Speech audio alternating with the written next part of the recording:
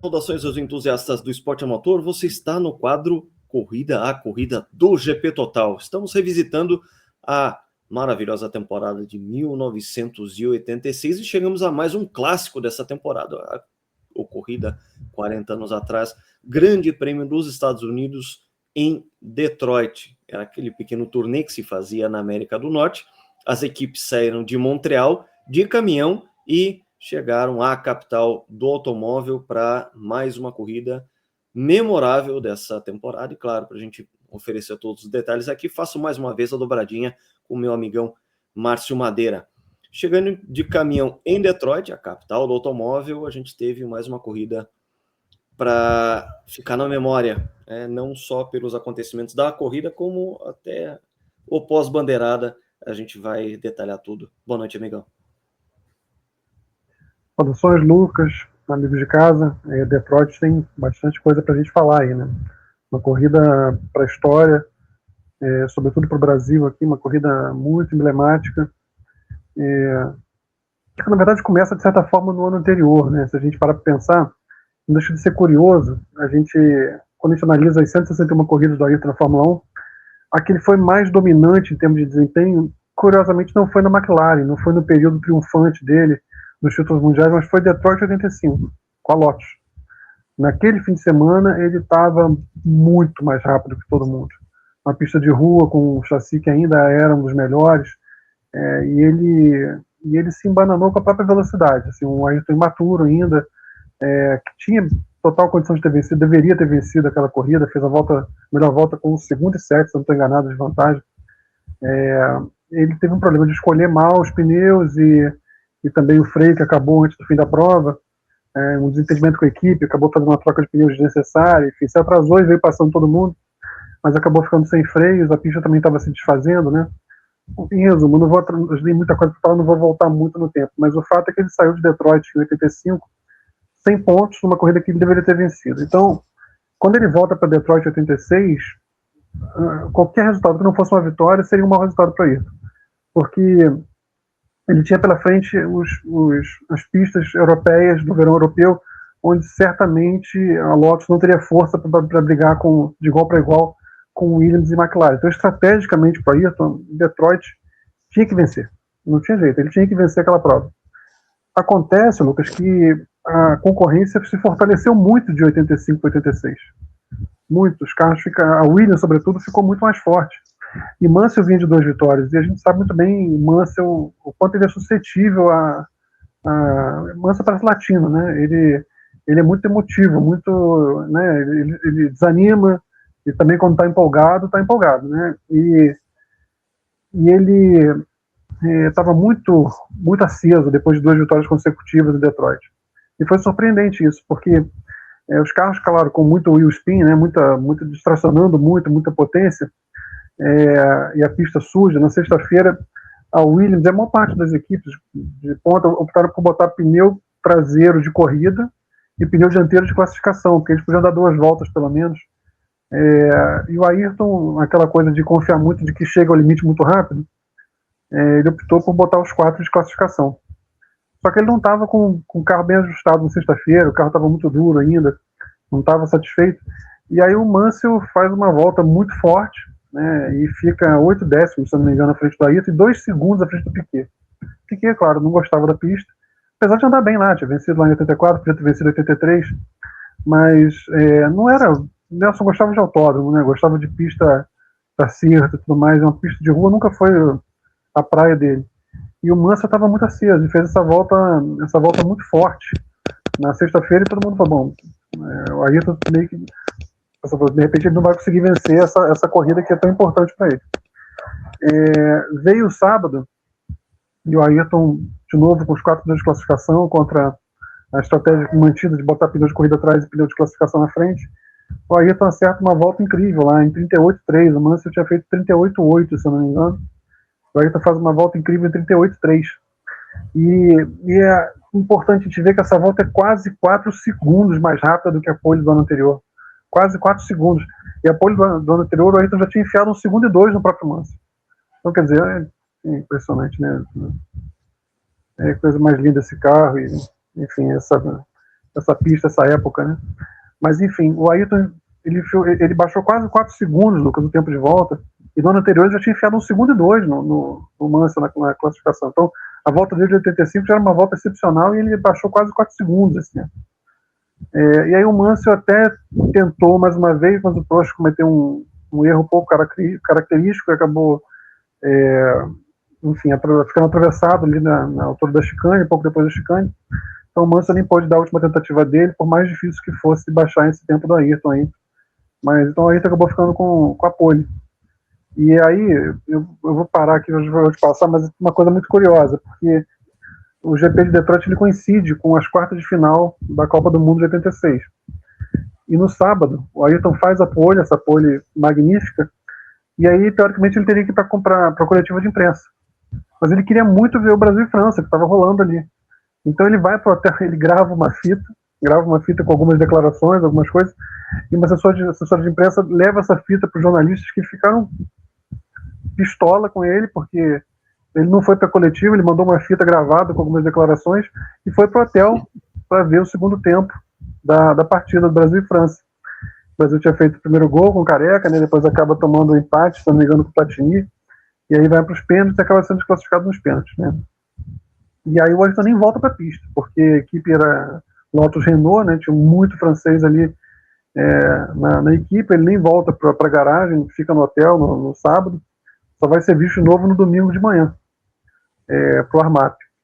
E aí, no domingo, a prova coincide com La Mano de Dios, né, com um dos jogos mais famosos da história das Copas, que foi Inglaterra e Argentina nas quartas de final, que a Maradona faz o famoso gol de mão, e depois faz aquela obra-prima que é considerado o maior gol da história das Copas, né? Tudo coincide com a prova. Então, é uma conjunção aí astrológica incrível, porque o Ayrton vai fazer algo, como você já antecipou, depois da vitória, que o eterniza, né? No mesmo dia que o Maradona também se torna um ídolo imortal.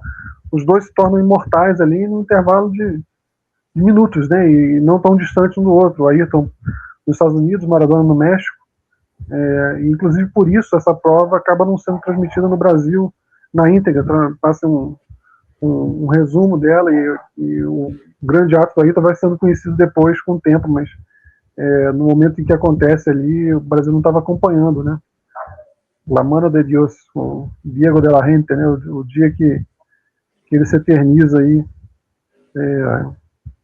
pegando aí, recuperando a autoestima argentina depois da Guerra das Malvinas, né? Pegou o país pelo pescoço e levantou.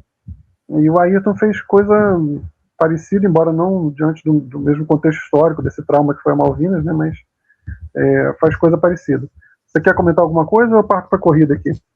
Eu vou colocar o Maradona porque nesse exato dia ele mostrou seus extremos. Ele mostrou a genialidade e mostrou a malandragem no pior sentido possível. Que ele podia ir de um extremo a outro. Esse mesmo Maradona, que, claro, foi o grande destaque da Copa, que foi o talento geracional que ele foi, e que na Copa seguinte, em 90, ele dividiu a Itália, ele dividiu um país. Porque todo o sul da Itália estava com ele. Ele que era o grande ídolo do Nápoles, ele provocou isso, ele provocou uma cisma dentro da própria Itália. Então, isso mostra o tamanho dele. Se convencionou-se a dizer que Pelé parou uma guerra, e não foi exatamente desse jeito. Os documentos e depois um estudo mostrou que não foi bem isso, não era questão de parar a guerra, de cessar fogo nem nada, mas Maradona, sim, de fato, ele divide um país. Então, quando a gente está falando de um cara que tem uma força para esse tipo de movimento, esse tipo de abalo, esse tipo de transformação, a gente está falando realmente de um gênio do esporte. E foi um dia realmente de gênios do esporte. Antes de entrar na corrida em si, fala um pouco das movimentações, porque a gente teve uma substituição na Haas. O Patrick Tambay estava lesionado e no lugar dele entrou o Eddie Cheever. Vou até colocar uma foto do Cheever aqui. Ele de frente. Você quer falar um pouco sobre o acidente do Tambay, que a gente acabou não falando também, né? Fala você, Márcio, depois eu já retomo aqui falando do Cheever e do possível substituto que acabou não acontecendo. Eu não lembro de todos os detalhes do acidente. O João, que é mais entusiasta dessa questão aí, deu uma bronca na gente, a gente não ter falado anteriormente, mas enfim, foi um acidente nos treinos, né? Que o João devia entrar aqui para poder dar todos os detalhes pra gente, vai dar uma bronca na gente, mas enfim, o também estava fora de combate já há um tempinho. Foi no Canadá, não foi? Ou foi em Mônaco? Agora não, foi Mônaco, né? Acho que foi Mônaco. Agora o João Na vai dar uma verdade, em bronca na Mônaco gente. ele se enroscou com o Brundle, né? Ele teve aquele... Mas foi no Canadá que ele acabou se lesionando. Pronto. É isso. O importante mais ali é que quase que teve uma estreia antecipada aí em 7 anos, né? Teria, quem sabe, mudado um pouco a cara da Fórmula 1 dos anos 80 aí. Né? Uma coisa que esteve perto de acontecer e não aconteceu. Segue você. Cheever, é bom a gente lembrar, tanto o Cheever quanto o Patrese vinham da Alfa Romeo, que ao fim de 85 terminou as suas atividades, não voltou mais para a Fórmula 1, ela até emprestou a marca dela para a Sauber uns anos atrás aí, mas não era uma operação Alfa Romeo, era só um empréstimo de marca. A Alfa Romeo ela até teve um 83 interessante, tá? Pódio para André de Césares. O de Césares liderou boa parte do Grande Prêmio da Bélgica de 83, 84. Com o fim dos reabastecimentos, o carro, que era um V8 super beberrão, com um gerenciamento eletrônico do motor muito incipiente, a coisa ainda era meio tudo muito mecânico. Então, claro, o consumo se torna uma questão muito crítica. E em 85, eles fizeram um chassi tão ruim que eles tiveram que reaproveitar o de 84, então isso mostra bem o que foi essa grande decadência da Alfa Romeo. O Cheever tinha sido importante contratado dizer, Lucas, para importante 84, lembrar que, na verdade, 85 ficou sem vaga para 86. Essa operação da Alfa Romeo, na verdade, nesses anos 83, 84, 85, estava sendo tocada na pista pelo Gianpaolo Pavanello, da Euro Racing, né? Na verdade, foi quase que terceirizada, assim, essa operação. E ela foi decaindo, né? De 83, um bom ano, para 85, um ano horroroso. E a Euro Racing é que vai depois se juntar do Pavanello com o Brum para fazer a Eurobrum em 88. Então, foi exatamente a mesma operação. A operação que estava tocando a Alfa Romeo ali, que no caso da Eurobrum, a mesma coisa. O Walter Brum financiava, mas quem tocava a operação de pista era a Euro Racing do Gianpaolo Pavanello. Então, era quase como se fosse uma primeira encarnação da Eurobrum ali, né? Só que com o backup da Alfa Romeo em vez do backup do Brum. Cheever ficando sem vaga, ele vai para as corridas de endurance, principalmente com a Jaguar, que na época era do Tom Walkinshaw, a operação era do Tom Walkinshaw, ele que depois compraria Arrows de 96 para 97, e acaba ganhando essa vaga para correr em Detroit na Haas, a Haas que já tinha perdido o patrocínio da Beatriz Foods, a Beatriz já tinha mudado a diretoria e estava ali na multa rescisória, né? Ou seja, eles já não iam ter mais os fundos, só que era a equipe que estava tocando o projeto turbo da Ford, o Ford Tech, que era um V6 a 120 graus, que anos depois o Jack Stewart testou na Benetton, que a Benetton herdou esse motor em 87, classificou o motor como muito suave, de uma suavidade de funcionamento muito interessante, principalmente quando se compara com a brutalidade que era o motor Honda dessa época, que era assim o melhor motor no overall, né? Mas o Cheever acabou ficando com essa vaga, claro, por ser americano, mas o americano que era para ser colocado nesse lugar era o Michael Andretti. E quem barrou essa movimentação foi um conluio do Bernie Ecclestone com o Jean-Marie Balestre, a FISA, no caso, se juntando com o Foca, Bernie Ecclestone, para que um astro da Indy não ficasse na Fórmula 1, não tirasse, né, não colocasse azeitona na empada alheia. Tá? O Michael Andretti já era um piloto proeminente em 86, já era um piloto vencedor de etapas na Indy. Ele tem mais ou menos a mesma idade do Al Unser Jr., era a nova geração de sobrenomes muito fortes na categoria, Michael Andretti, Mario Andretti. O Al Unser Jr., claro, o pai, o Al Unser, ele já tinha até disputado o título em 85. E o Michael Andretti vinha nessa toada de uma nova geração de sobrenomes famosos, já tinha conquistado algumas vitórias e era o nome que o Mike Krenifus, que era o cara da operação da Ford, gostaria de colocar na Haas para essa corrida em Detroit. E ele foi absolutamente barrado, claro, por questões comerciais vindas do Bernie Eccleston, que sempre que pôde barrou as iniciativas internacionalizantes da Indy, que ela praticamente se limitava a Estados Unidos e alguma coisinha em Canadá. A internacionalização dela não foi uma coisa, pelo menos naquele período, e também porque existia muita movimentação, e existia sim, de pilotos que acabavam indo e voltando da Indy essa época. Um grande exemplo é o Theo Fabi, que até 82 ali foi piloto, em 81 foi piloto da Toleman, etc e tal.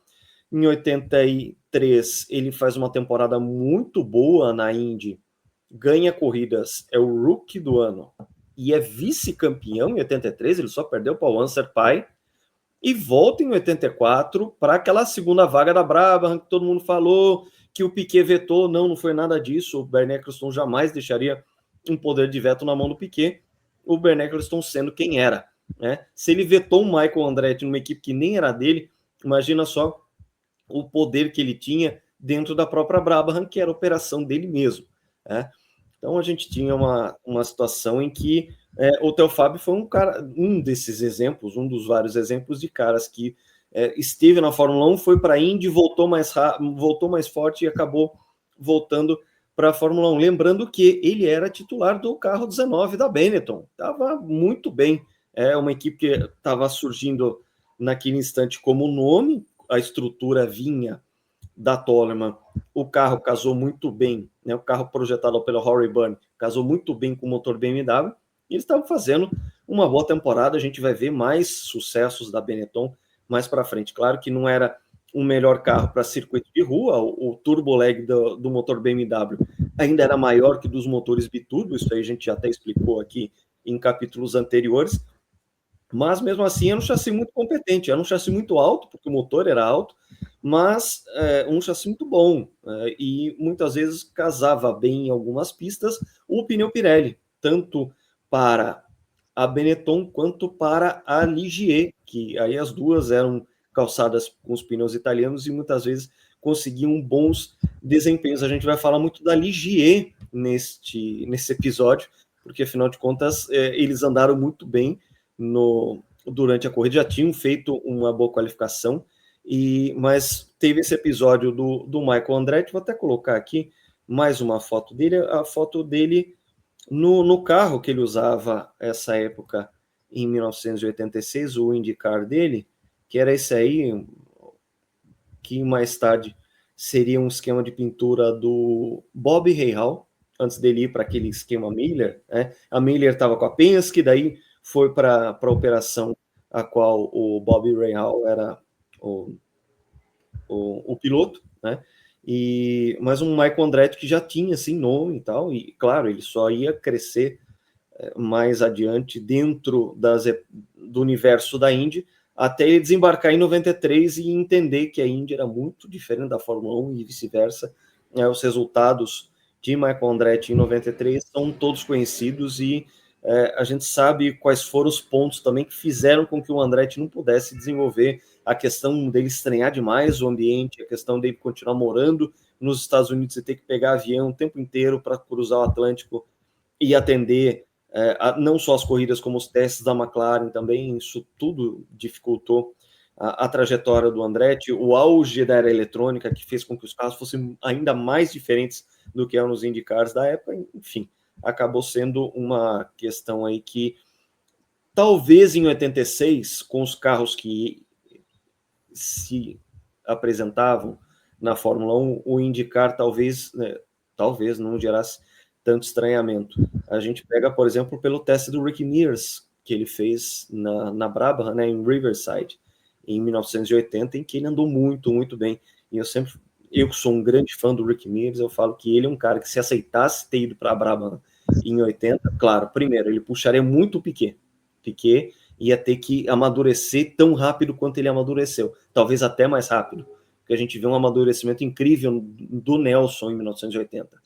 E eu tenho para mim que o Rick Mears era um cara que poderia ter mudado a história da década de 80 na Fórmula 1 se por lá ele permanecesse, mas era um piloto já top driver da Penske, ele já tinha uma vitória nas 500 milhas de Indianápolis conquistada já em 79, né? Ele que já tinha andado bem em 78, ele surgiu como um grande talento, uma grande aposta do Roger Penske, um piloto ali novato da Califórnia, que era de ovais de terra e que de repente se tornou um superstar desse universo da Índia, aquela transição da Uzak para kart.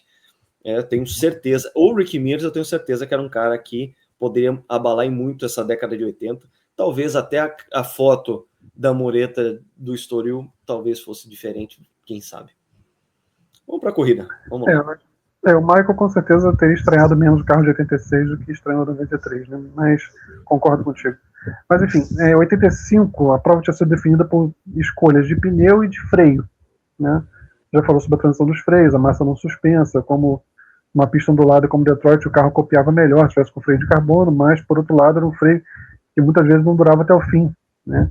O Ayrton passou por isso em 85, que é que com o freio de ferro fundido, né, de aço, ele tinha um pouco menos de velocidade, mas levou o carro até o fim. O Ayrton teve problemas com isso, ele vinha já bombeando muito para conseguir frear e acabou tendo problema. Em 86, o Ayrton e o Keck escolhem pneu B, que é o pneu intermediário, o pneu mais duro. Ao passo que Mansell, Piquet, Prost, Piquet estava largando em terceiro, a gente não falou dele ainda, Piquet, Prost, Mansell escolhem pneus C mais macios. Na Pirelli é a mesma coisa, o Arnoux também escolhe um pneu mais macio, né? Não sei a nomenclatura, mas o pneu mais macio da Pirelli também. Na largada, o Ayrton divide a primeira curva com o Mansell, mas como vocês estão vendo, o Ayrton está por dentro, a primeira curva é à esquerda, uma curva de 180 graus, então o Ayrton consegue consolidar a liderança, e o Arnoux passa o Nelson. Agora você imagina, Lucas e pessoal de casa, amigos de casa, quem larga com pneu macio naturalmente precisa impor um ritmo mais rápido. O plano de quem larga com pneu macio depende, a única vantagem a única compensação que você pode ter é andar mais rápido para compensar, no caso aí seria uma parada a mais. E você largar com pneu macio e ficar atrás de alguém que largou com pneu mais duro é o pior dos mundos, porque você está preso atrás de alguém que vai andar devagar e você não, que é um competidor direto, e você não consegue abrir a vantagem para justificar a troca mais. Então é claro que o Mansell fica desesperado atrás do Ayrton nas primeiras voltas, ele vendo o Ayrton com o pneu duro à frente dele, ele com o pneu macio, ele fica desesperado. Na terceira volta, na abertura da terceira volta, o Ayrton não consegue engatar uma marcha, o Mansell ultrapassa ele. E o Arnoux, inclusive, está atrás e pressiona bastante o Ayrton nesse momento. O Mansell passa e some. Ele abre um segundo e pouco, e logo na quarta volta ele já está quase mais de 4 segundos à frente do Ayrton. Ele aumenta o próprio ritmo em 3 segundos. Só que tem uma coisa, o domingo estava mais quente do que a sexta e o sábado. E a Williams comete um erro no tamanho dos dutos de refrigeração dos freios. Ela subestimou o calor, e o Mansell, claro, com muito menos autocontrole para esse tipo de situação, ele com o tanque cheio sai esmerilhando e o freio dele começa a superaquecer. Então, ele, da mesma rapidez que ele abre 4 segundos, ele começa a não abrir mais. O Ayrton começa a estabilizar a distância, mesma coisa que a gente viu em Jerez, só que lá por uma questão de pneu. O Mansell abre 4 segundos muito rápido e começa a não conseguir mais abrir. O Ayrton começa a descontar 1,8 segundo, volta após volta, até que na 8ª volta ele alcança o Mansell de novo. O Mansell estava com esse problema de freio, que o freio estava com um duto pequeno de refrigeração, estava superaquecendo. O Ayrton tenta 2 vezes na volta ultrapassar o Mansell, e como de hábito, como já vinha se tornado um hábito, o Mansell estava sentindo com salvo-conduto para fechar o Ayrton, para jogar o Ayrton. Nesse caso não tinha como jogar para fora da pista por causa dos muros. Em Jerez ele tinha jogado várias vezes o Ayrton para botar terra na grama, né? Quer dizer, roda na grama, na terra. E Detroit não é muro, né? Mas ele fecha o Ayrton assintosamente 2 vezes durante essa 8ª volta. E aí é muito interessante, porque eles tinham uma rivalidade muito forte nesse período histórico, e a gente viu o que o Ayrton teve que fazer para ultrapassar o Mansell. Sempre era um parto ele ultrapassar o Mansell. Isso elevou muito o Ayrton em termos de ultrapassagens, né? Na saída do túnel, na entrada do túnel, o Ayrton chegou a ter que dar uma travadinha, mas na saída do túnel, o Ayrton faz uma dive bomb. Como ele estava muito atrás, logo depois do túnel de Detroit, tinha um S, né, direita e esquerda, muito fechado, e como ele vinha muito atrás, o Mansell não se deu o trabalho de defender. Bom, não está muito longe. O Ayrton mergulha lá de longe, e de novo, quando o Mansell vê, o lote preto já está do lado, né, e aí não tem como defender mais. O Ayrton passa, assume a liderança. E logo depois, o Mansell estava com problema de freio, né, como eu falei, logo depois o Arnoux faz uma ultrapassagem linda. Logo depois mesmo, tem essa chicane lenta, tem a chicane mais rápida, a curta reta dos boxes, né, e o Arnoux passa por fora. O Mansell ali faz outra passagem bonita para assumir a 2ª posição. Nessa altura, o Mansell tinha caído para 3º, o Piquet era o 4º, o Prost era o 5º. E o que seria uma tendência normal seria o Nelson passar o Mansell, né? Mas o que acontece, na verdade, é que o Prost, Nelson era o 4º e o Laffite era o 5º. O que acontece, na verdade, é que o Laffite passa o Nelson e passa também o Mansell. Quer dizer, o Nelson vinha fazendo uma corrida assim meio adormecida. Ele estava poupando pneu, poupando freio. Sabia que era uma corrida de chegada e estava fazendo uma corrida adormecida ali, uma corrida pensada, né? E nesse momento o Laffite assume o 3º, o Mansell cai para 4º. O Mansell começa a andar mais devagar, o freio dele vai se recuperando, e o Ayrton lá na frente começa a abrir em relação ao Arnoux. Ele chega a ter 6,5 segundos de vantagem na volta 14, e aí o pneu do Ayrton fura, o pneu traseiro do Ayrton, o Ayrton tem um furo de pneu que leva ele para os boxes.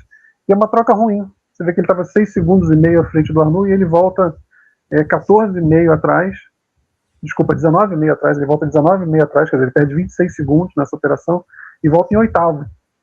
O Ayrton volta lá em 8º. E aí ele muda totalmente o plano dele. Ele tinha um plano fixo na cabeça, a corrida estava totalmente no colo dele. E a gente estava vendo o Ligier em 1º e 2º. Vale a pena a gente falar sobre isso, porque foi o último grande desempenho do René Arnoux na Fórmula 1. Ele que sempre teve a fama de ser um grande velocista, foi o maior fazedor de pole position da época do carro asa. Ou seja, o Arnoux era um cara de uma grande velocidade, que ele não tinha na consistência.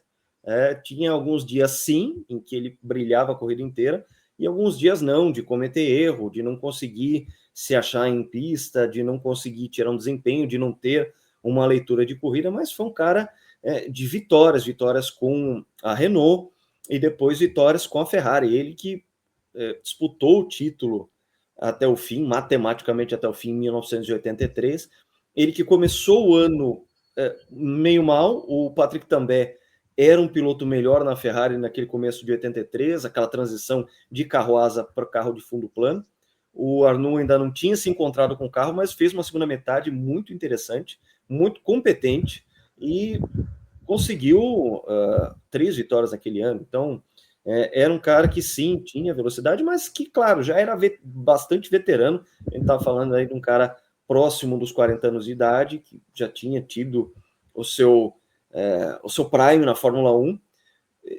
Teve aquela demissão muito estranha na Ferrari no começo de 85, no qual foi chamado o Stefan Johansson. Ele contou para a gente teve a honra de ter o testemunho do próprio Johansson, de como ele foi contratado pela Ferrari, o seu encontro com o comendador Ferrari, etc. Ele que acabou também não tendo muita informação do porquê que o Arnoux foi dispensado. O salário do Arnoux continuou sendo pago por todo 85, e 86 ele se refugia, digamos assim, na Ligier, e acaba tendo em Detroit um desempenho muito interessante. Pena que um desempenho que não resulta em pontos, diferente do que eu estou mostrando aí a foto de destaque, que é o Jacques Laffite, que vinha fazendo uma temporada muito, muito interessante, de muita consistência.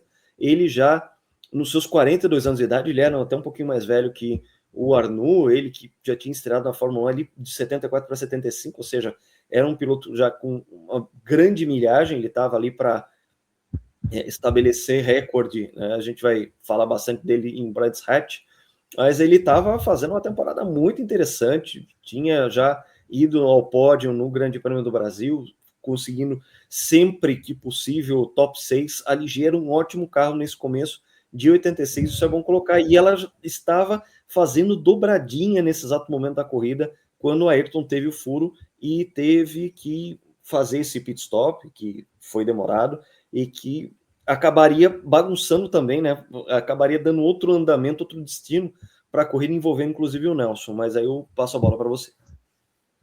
Foi um pit stop que mudou totalmente a dinâmica da prova. O Ayrton estava com um plano certinho de andar no ritmo tranquilo e segurar todo mundo se fosse necessário, e ali de repente ele se vê em oitavo, né, 20 segundos para descontar em relação ao líder, ainda tendo que fazer mais uma parada ainda, então tinham passado só 14 voltas, então realmente foi uma coisa assim que chacoalhou muito. E aí o Ayrton muda a postura, o piloto que estava controlando tudo, passando para o piloto que volta a andar rápido, como tinha andado em 85, parecia que a história estava se repetindo, né? E aí ele muito rapidamente alcança o Johansson, alcança o Alboreto, e aí assume a sexta posição. E a 8 segundos à frente dele estava o Williams número 6 do Nelson, porque o Nelson tinha sido ultrapassado pelo Prost também. Então, quando a Williams avisa, olha, atrás de você está vindo o Ayrton, o Nelson muda completamente. É um momento muito revelador, porque a gente vê sempre nas entrevistas, né? O Nelson sempre transmitindo muita segurança, que o Ayrton não brigava por título, aquelas coisas todas que ele fala. É meu amigo, tá? Mas fala sempre essas coisas aí. E, na verdade, a gente vê muito claramente, Detroit também vai ver de novo na Hungria, que o Ayrton destabilizava ele como ele destabilizava o Ayrton. A antipatia entre eles era muito profunda. E mexia com o próprio Nelson, que sempre passava aquela segurança toda, mas Detroit é muito nítido quanto a presença do Ayrton. Primeiro vai acender ele, depois vai chegar ao ponto de desestabilizar ele. Vamos lá, o Nelson quando sabe que o Ayrton está chegando atrás dele, ele passa o Prost com uma facilidade constrangedora, passa na freada de Coborol ali, passa muito rápido, e o Ayrton na mesma volta passa, repete o mesmo dive bomb que tinha feito com o Mansell, ele faz depois do túnel com o Prost também. Então o Nelson passa o Prost, coloquei alguém entre eu e o outro lá. E daqui a pouco, 3 curvas depois, o Ayrton já está de novo colado no Nelson. Nessa altura, o Laffite já tinha passado o Arnoux estava com desgaste de pneu, ele tinha largado o pneu mais macio, como eu falei. O Laffite já tinha assumido a liderança, estava abrindo vantagem. E aí, quando o Nelson começa a progredir, ele nessa altura já vai chegar perto do Mansell, já começa a chegar perto do Arnoux, e faz de novo uma fila de carros ali, né? O Prost já tinha ficado para trás, já tinha sido superado pelo Piquet e pelo Ayrton. Daqui a pouco o Nelson vai e passa o Mansell com facilidade. O Ayrton, aí é momento de magia de novo. Assim como a gente já tinha visto em Jerez, uma ultrapassagem mágica do Ayrton sobre o Mansell, a gente vai ver outra agora aqui em Detroit, porque o Nelson chega e passa o Mansell não esboça a reação, Ayrton vem passar na reta oposta, o Mansell joga o carro na frente. Trancadão de novo. O Nelson começa a abrir distância, o Ayrton preso ali atrás do Mansell, mas com muito mais rapidez. Sai do túnel, e no que vai sair do túnel, o Mansell já prevendo, já lembrando do que tinha acontecido na 8ª volta, puxa o carro para a linha de dentro. E o Ayrton, meu irmão, mergulha por fora naquele S curtinho de baixa velocidade depois do túnel e faz a ultrapassagem por fora ali.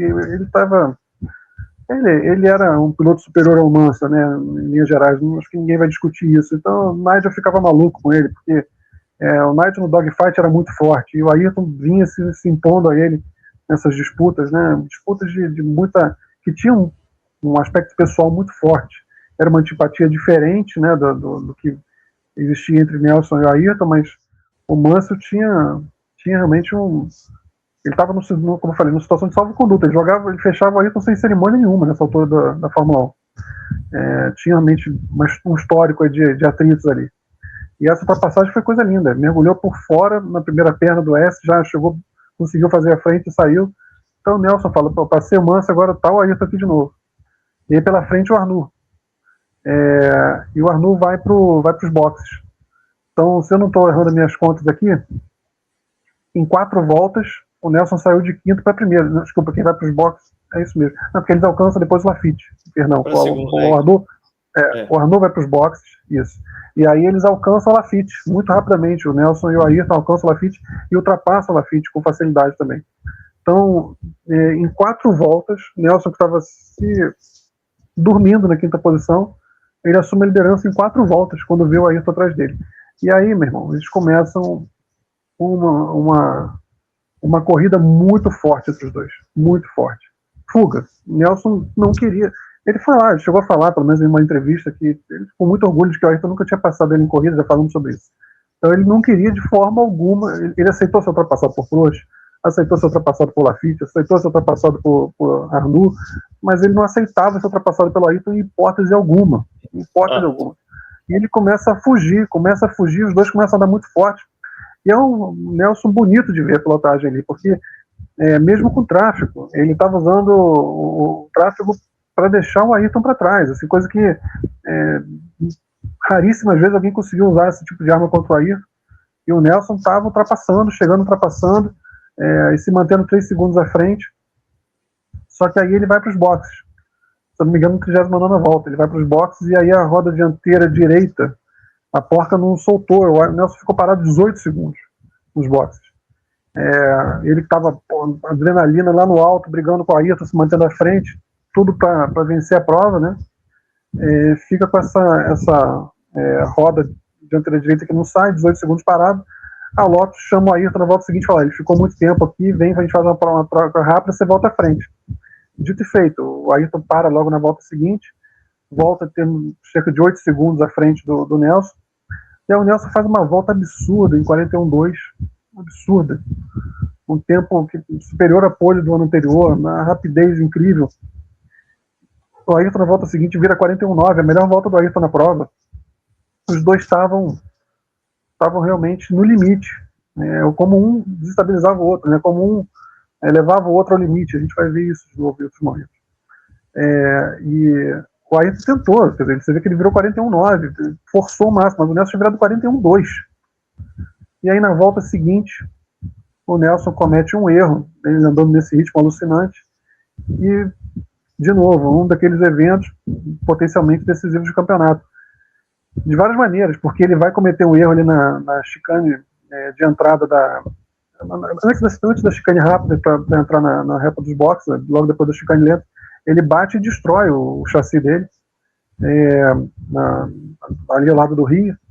E aí acontecem umas coisas bizarras, porque o carro do Nelson ficou numa posição muito ruim para retirar, e aí começa a sinalização de bandeiras e tal, só que como ficou muito tempo o carro parado ali, depois de certa altura os fiscais não se deram mais o trabalho de avisar, pararam de sinalizar, e aí o Ayrton achou, não viu mais bandeira, achou que o carro não estava mais ali. O Ayrton escapou por muito pouco de bater no carro do Nelson, por muito pouco. E o Arnoux que vinha atrás bateu. O Arnoux não viu mais bandeira, bateu. E o Arnoux estava do lado do Boutsen, então ele bateu no Boutsen também. E esse acidente do Arnoux acaba promovendo, no final das contas, o Prost em terceiro lugar na prova. O Prost teria sido quarto. Então, teve impacto no campeonato pelo abandono do Nelson, né? Esse acidente teve impacto também por ter promovido o Prost de quarto para terceiro no final da prova, né?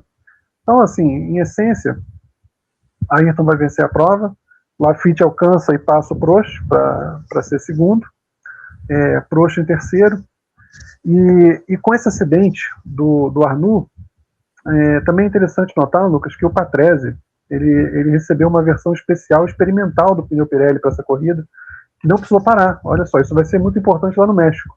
A Pirelli fazendo uma experiência com um tipo diferente de borracha, um pneu especial, que permitiu ao Patrese andar. Você já tinha uma foto aí, né? Você já estava pronto para isso, né? Não tínhamos combinado, mas você já estava pronto. Pois é, o Patrese ele correu com uma borracha. Que não funcionou. Pena que esse carro não funcionou, era belíssimo. belíssimo. Ele correu com essa borracha experimental da Pirelli e foi um resultado muito bom, que ele conseguiu fazer a prova inteira num bom ritmo sem precisar parar. E esse tipo de caminho de pesquisa vai ser muito importante pela Pirelli, vai ser muito importante no fim da temporada, sobretudo no México, né, que a gente vai ver ainda. E aí foi isso, quer dizer, o Ayrton vence a prova e ele ia ter do lado dele no pódio 2 franceses, né, Laffite e Prost. E todo mundo lembrando o que tinha acontecido no dia anterior. E aí ele, na volta de consagração, ele vê um brasileiro, feliz da vida, agitando uma bandeira do Brasil.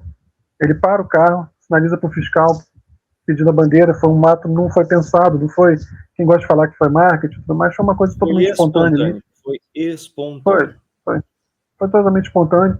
E aí ele pega a bandeira e lava a alma. Ele levantou a bandeira ali, fez a volta de consagração com a bandeira, e vai virar depois a marca registrada dele. Aumentou muito a identificação dele com a torcida nacional, esse ato. Isso vai levar o Ayrton a um novo patamar de idolatria, né, junto ao fã brasileiro.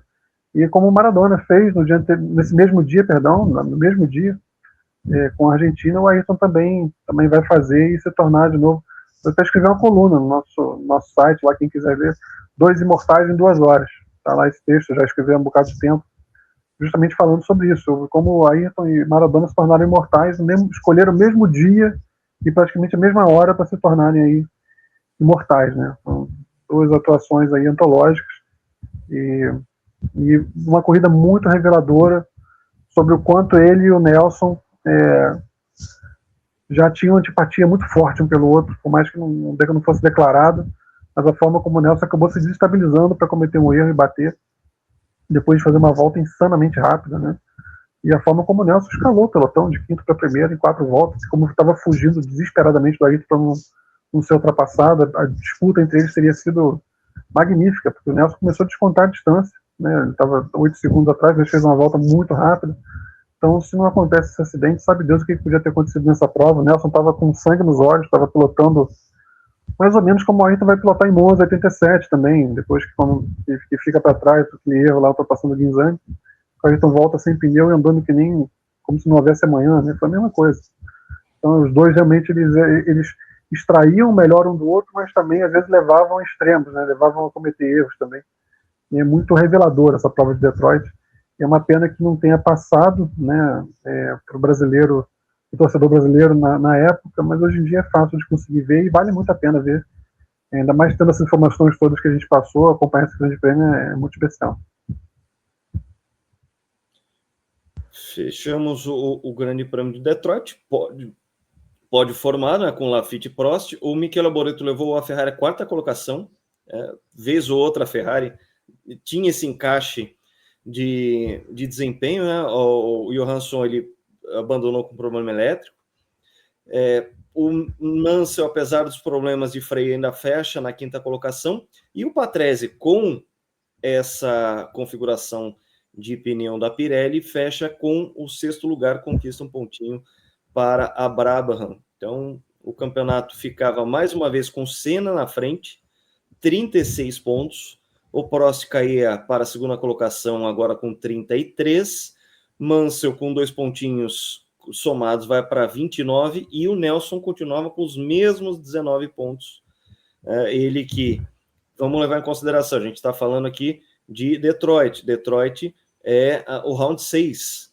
Então, já em 6 rounds, ele tinha os 9 pontos da estreia no Grande Prêmio do Brasil e depois todo um começo de temporada que ele podia ter capitalizado muito mais pontos, mais pódios e ter vitória eventualmente. Ele só colocou mais 10 pontos em cima disso, né, depois daquela primeira vitória no Brasil. Então o Nelson ficava aí um pouquinho mais para trás dessa turma. O Rosberg mais uma vez não pontuou, era o 5º colocado com 14 pontos. Fala, Márcio. Então é só muito interessante notar que com 7 etapas de 86, o Ayrton praticamente tinha igualado a pontuação dele em 85 inteiro. Em 85 ele faz 38 pontos no ano inteiro, né, teve de novo esses 9 pontos de Estoril, depois uma sequência de 5 pontuações, 5 pódios seguidos, e ele chega a 38 pontos. Mas em em 86, com 7 etapas, ele já tinha praticamente igualado. Ele fez 38, 85, já tinha 36 round, pontos. Perdão. Detroit foi o sétimo round de 86. Mas o Nelson chegava nessa situação em que ele fez lá os 9 primeiros pontos, depois ele fez um segundo em San Marino, sem embreagem, e o terceiro no Canadá, em que ele foi realmente batido pelo Mansell. Então já era uma situação que ficou sem pontuar na Espanha, ficou sem pontuar em Mônaco, ficou sem pontuar na Bélgica. Claro que 3 resultados como esse aí são complicados, e é claro que a batida em Detroit também não ajuda em nada, no sentido de que a distância dele para os 3 primeiros estava aumentando ainda mais. E foi potencialmente decisivo, né, para o campeonato. Foram pontos que fizeram falta lá na frente para a campanha dele, porque ele vai se tornar muito forte na segunda metade do ano, a partir já do 27. Esses pontos fizeram muita falta para ele. Exatamente. A Fórmula 1 se despede da América do Norte, volta para a Europa, e o nosso próximo encontro é no Grande Prêmio da França. Vamos falar aí do 8º round, o round que fechava a primeira metade do ano de 86, uma pista, claro, completamente diferente de Detroit, outra realidade, outra configuração, e um campeonato que seguia ainda muito acirrado entre os postulantes ao título. Até a próxima!